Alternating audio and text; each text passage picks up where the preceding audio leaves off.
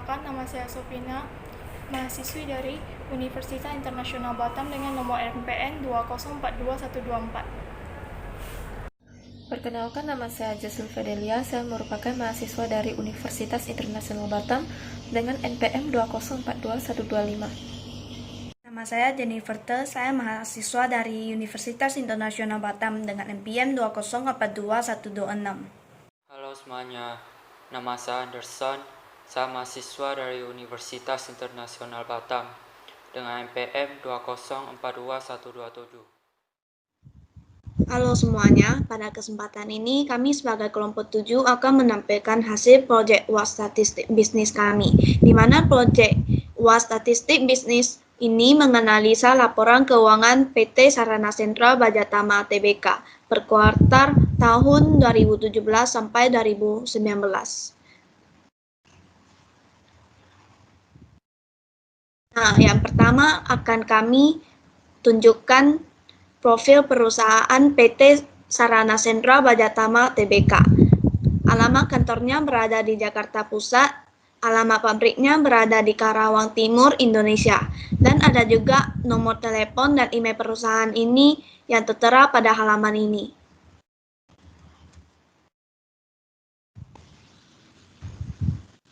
Dan perusahaan ini berdiri pada tanggal 4 Oktober 1993. Adapun dasar hukum pendirian perusahaan ini ada di Akta Pendirian nomor 78 tanggal 4 Oktober 1993 dari Richardius Nangki Sinulinga SH Notaris di Jakarta. Jungto Akta Perubahan nomor 325 tanggal 28 Februari 1997 dari H. Muhammad Afdal Ghazali SH Notaris di Jakarta. Dan perusahaan ini dicatat dalam Bursa Efek Indonesia. Adapun kode saham dari perusahaan ini adalah BAJA.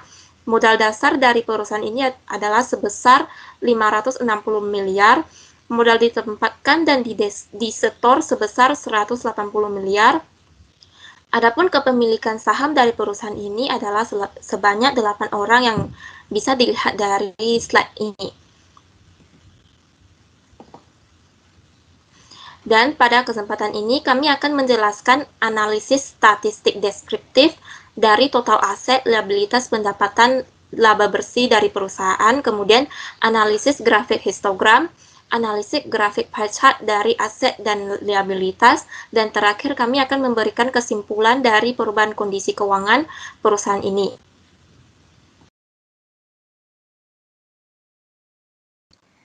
Nah, yang pertama yang akan kami jelaskan adalah analisis statistik deskriptif, yaitu total aset, liabilitas, pendapatan, dan laba bersih. Yang pertama merupakan jumlah aset dalam 3 tahun, yaitu 2017, 2018, 2019. Bisa kita lihat bahwa jumlah asetnya mengalami penurunan dalam per tahun. Median rata-rata aset dari data tersebut adalah 894 miliar 833 juta 835.578. Min nilai terendahnya yang terdapat pada tahun 2019. Max nilai tertinggi terdapat pada tahun 2017. Range-nya berjumlah 109 miliar 578 juta 162.463 dan median nilai tengahnya pada tahun 2018. Kemudian jumlah liabilitas dalam 3 tahun yang mengalami peningkatan pada tahun 2018 dan mengalami penurunan pada tahun 2019.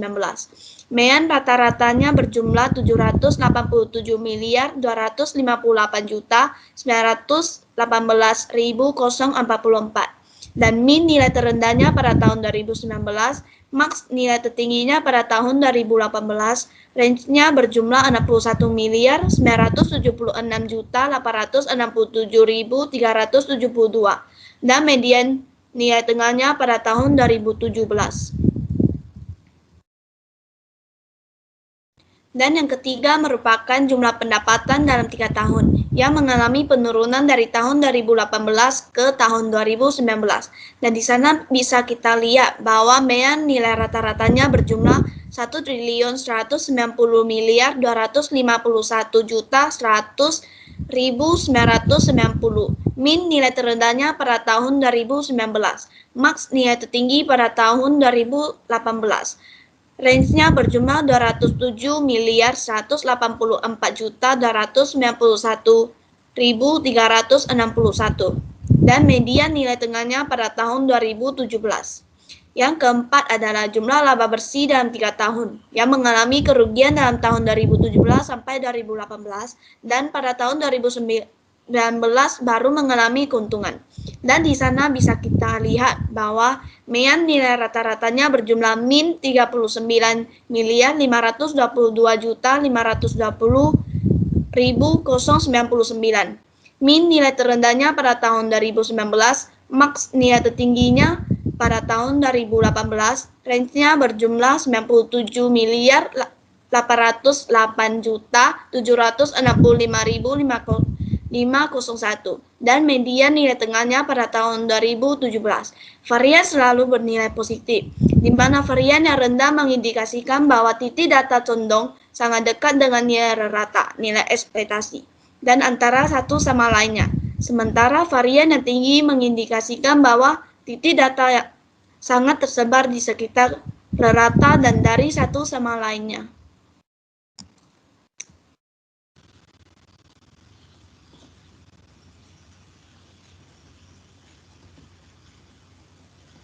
Kemudian, analisis grafik histogram dari total aset, liabilitas, pendapatan, dan laba bersih perusahaan. Yang pertama yaitu total aset perusahaan per kuartal pada tahun 2017. Bisa dilihat dari histogram ini, aset perusahaan mengalami kenaikan terus dari Maret ke Juni ke September. Sedangkan dari September ke Desember, aset perusahaan mengalami penurunan, yang dimana terjadi penyusutan aset tetap atau pengurangan aset lansar. Pada tahun 2018, seperti pada tahun 2017, aset perusahaan terus mengalami kenaikan pada Maret ke Juni, Juni ke September. Sedangkan dari September ke Desember, aset perusahaan mengalami penurunan lagi, seperti yang pada tahun sebelumnya. Sedangkan pada tahun 2019 beda dengan 2 tahun sebelumnya. Pada tahun 2019, aset perusahaan dari Maret ke Juni ke September mengalami penurunan. Sedangkan dari September ke Desember, aset perusahaan mengalami kenaikan lagi. Sedangkan sekarang total liabilitas perusahaan per kuartal tahun 2017. Liabilitas perusahaan tahun 2017 mengalami kenaikan dari Maret ke Juni ke September. Seperti dengan aset perusahaan pada tahun 2017 dan 2018. Liabilitas perusahaan dari September ke Desember mengalami penurunan lagi. Nah, pada tahun 2018 sama seperti pada tahun sebelumnya. Maret ke Juni ke September, liabilitas perusahaan mengalami kenaikan. Sedangkan dari September ke Desember, liabilitas perusahaan mengalami penurunan. Sedangkan pada tahun 2019, liabilitas perusahaan mengalami penurunan terus dari Maret ke Juni ke September, sedangkan dari September ke Desember, liabilitas perusahaan mengalami kenaikan lagi. Yang dimana perusahaan masih memiliki utang atau memiliki utang bank atau utang yang belum jatuh tempo. Nah, sekarang pendapatan perusahaan pada tahun 2017. Bisa dilihat dari histogram ini, pendapatan perusahaan pada tahun 2017 dari kuartal 1 ke kuartal 2 ke kuartal 3, pendapatan perusahaan mengalami kenaikan. Sedangkan dari kuartal 3 ke kuartal 4, pendapatan perusahaan mengalami sedikit penurunan. Sedangkan pada tahun 2018, pendapatan perusahaan dari kuartal 1 ke kuartal 2 mengalami penurunan. Tetapi dari kuartal 2 ke kuartal 3, pendapatan perusahaan mengalami kenaikan lagi. Dan kuartal 3 ke kuartal 4, pendapatan perusahaan mengalami penurunan lagi. Dapat dilihat dari histogram ini, pendapatan perusahaan pada tahun 2018 tidak begitu stabil. Nah, pada tahun 2019, pendapatan perusahaan di kuartal 1 menurun lagi di kuartal kedua. Sedangkan naik lagi pendapatan perusahaan pada kuartal 3 dan kuartal 4. Nah, sekarang laba atau rugi bersih dari perusahaan ini. Perusahaan ini banyak mengalami kerugian. Dapat dilihat dari histogram ini, perusahaan ini mengalami keuntungan hanya pada 2017, hanya pada kuartal pertama, sedangkan kuartal kedua, kuartal ketiga, kuartal keempat, perusahaan mengalami kerugian. Pada tahun 2018, perusahaan tidak mengalami keuntungan sama sekali. Dari kuartal 1 ke kuartal 4, perusahaan mengalami kerugian terus. Nah, sedangkan pada tahun 2019, perusahaan mengalami keuntungan pada kuartal ke-1, mengalami kerugian lagi pada kuartal kedua, kemudian pada kuartal ketiga, perusahaan mengalami kerugian terus. Dan akhirnya pada kuartal keempat, perusahaan mengalami keuntungan.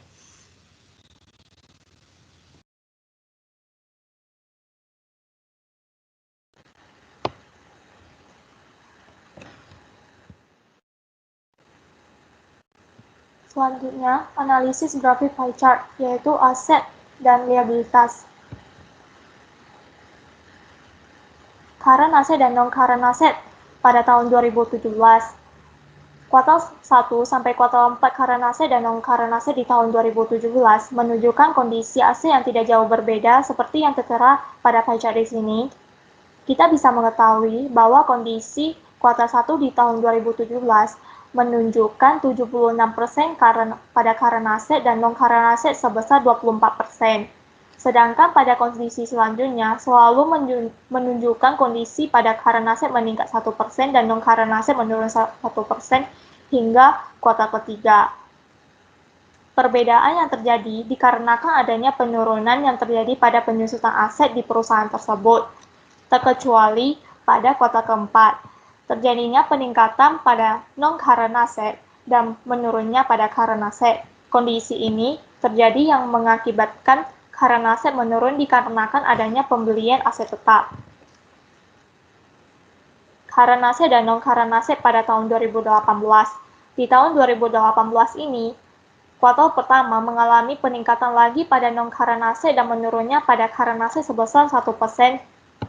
Peningkatan pada non-current asset yang terjadi dikarenakan penyusutan aset tetap dari tahun ke tahun atau tahun sebelumnya hingga sekarang. Pada kuartal selanjutnya hingga kuartal keempat, kondisi current asset dan non-current asset menunjukkan persentase pada laporan yang sama dan angka yang ditunjukkan tidak jauh berbeda. Selanjutnya, current asset dan non-current asset pada tahun 2019 ini terus mengalami penurunan current asset sebanyak 2% per kuartal dan mengalami peningkatan non-current asset sebesar 2% hingga kuartal ketiga. Sedangkan pada kuartal keempat, kondisi current asset dan non-current asset jauh berbeda dikarenakan terjadi peningkatan current asset sebesar 4% dan menurunnya non-current asset sebesar 4%. Kesimpulan dari current asset dan non-current asset ini, dari perbandingan current asset dan non-current asset dari tahun 2017 hingga tahun 2019 ini, kita bisa mengambil kesimpulan bahwa perusahaan ini mempunyai kondisi current asset dan non-current asset yang tidak selalu stabil dan meningkat pada keuangan tersebut. Kita bisa mengetahui perubahan terbesar di tahun 2019 di kuartal keempat ini yang mengalami sebesar 4% di peningkatan current asset-nya dan menurunnya non-current asset sebesar 4%.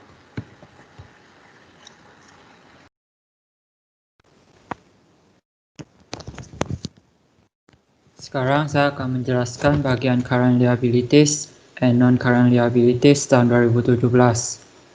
Di tahun 2017 ini terjadi penambahan pada current liabilities dari kuartal pertama sampai kuartal ketiga dan mengalami penurunan di kuartal keempat. Peningkatan yang terjadi dikarenakan banyaknya utang lain-lain pihak berelasi. Lalu penurunan yang terjadi di kuartal keempat dikarenakan pembayaran current liabilities. Non-current liabilities mengalami penambahan dari kuartal pertama sampai kuartal keempat. Ini dikarenakan peningkatan liabilitas imbalan kerja jangka panjang. Besarnya imbalan pasca kerja dihitung berdasarkan peraturan yang berlaku, yakni Undang-Undang Nomor 13 Tahun 2003, tanggal 25 Maret 2003. Tahun 2018, sama seperti tahun sebelumnya, current liabilities mengalami peningkatan dari kuartal pertama ke kuartal ketiga. lalu mengalami penurunan pada kuartal keempat karena pembayaran liabilitas.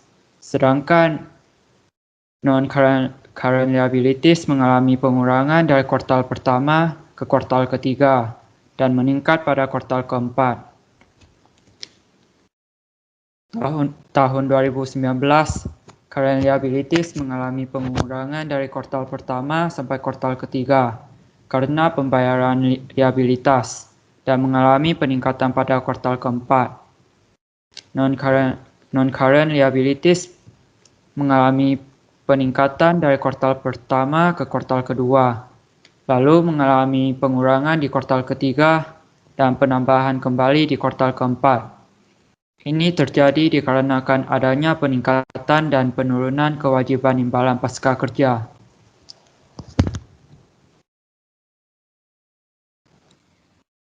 Dan yang terakhir adalah kesimpulan, di mana histogram ini merupakan jumlah aset dari tahun 2017, 2018, dan 2019. Kita dapat menarik kesimpulan bahwa jumlah aset mengalami penurunan dalam 3 tahun tersebut. Hal tersebut terjadi di mana karena piutang yang bertambah dan pinjaman yang diberikan tidak dapat ditagih pada saat jatuh tempo yang menyebabkan penurunan nilai aset. Nilai aset tetap yang mengalami penurunan, persediaan yang berkurang dari tahun ke tahun, serta dana yang dibatasi pengguna semakin meningkat. Jadi hal tersebut menyebabkan jumlah aset mengalami penurunan dari tahun ke tahun dalam 3 tahun tersebut.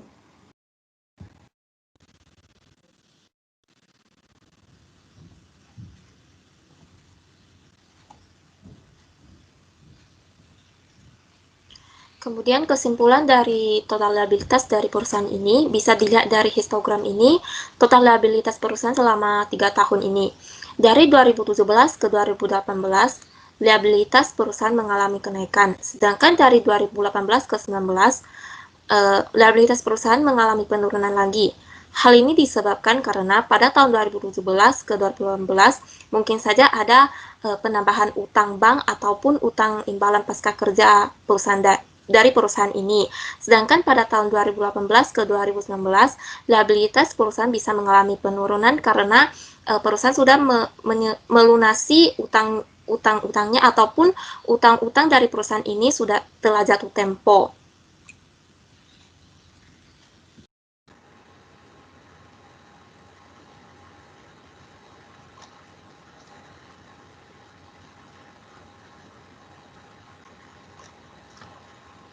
Kesimpulan yang bisa kita ambil dari total pendapatan dari 2017 hingga 2019.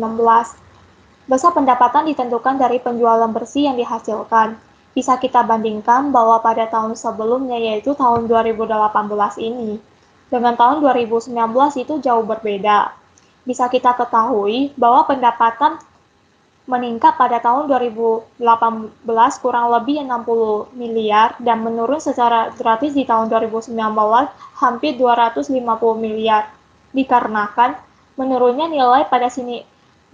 pada nilai persediaan yang disignifikasikan lebih dari yang diekspektasikan. Nilai yang lebih rendah dari harga pokok penjualan dibandingkan yang dijual, sehingga perusahaan mengalami penurunan dengan angka yang cukup besar. Pendapatan yang menurun ini mengakibatkan laba bersih yang dihasilkan perusahaan juga ikut menurun.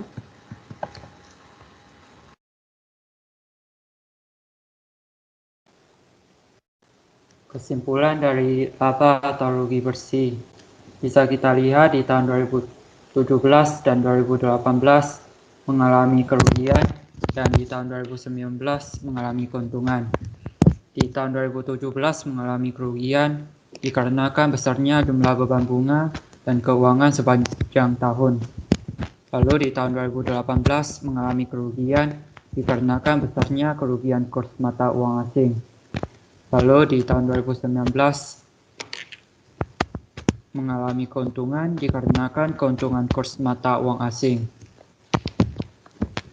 Sekian dari presentasi kelompok kami mengenai proyek UAS Statistika Bisnis menganalisa laporan keuangan PT Sarana Sentral Bajatama Tbk dari tahun 2017 sampai 2019. Terima kasih.